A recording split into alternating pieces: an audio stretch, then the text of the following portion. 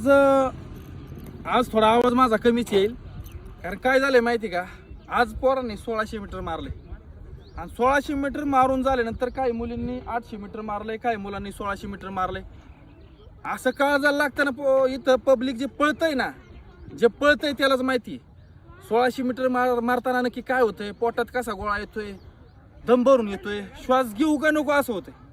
आणि हे जे पाहिलं ना समोर की ह्या पोराचा जो त्रास पाहिला ना की अंगावर काटा येतोय.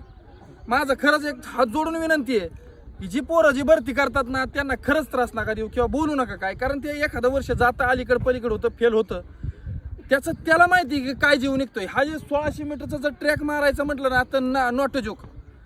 अंगात पायात दम लागतो तेवढा, तेवढी ताकद पाहिजे असती. तो पोरगा कसा पळतोय त्याची त्याला माहिती असते. आज पाहिलं तर अक्षरशः तोंडाला फेस येतोय.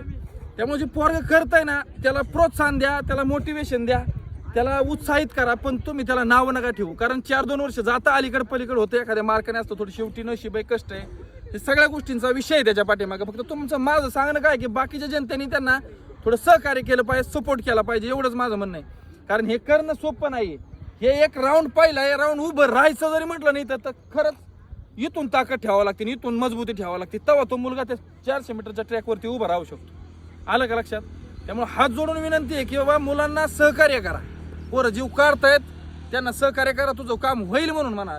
मोटिवेशन करा, डिमोटिवेशन करू नका. आलं का लक्षात? चला.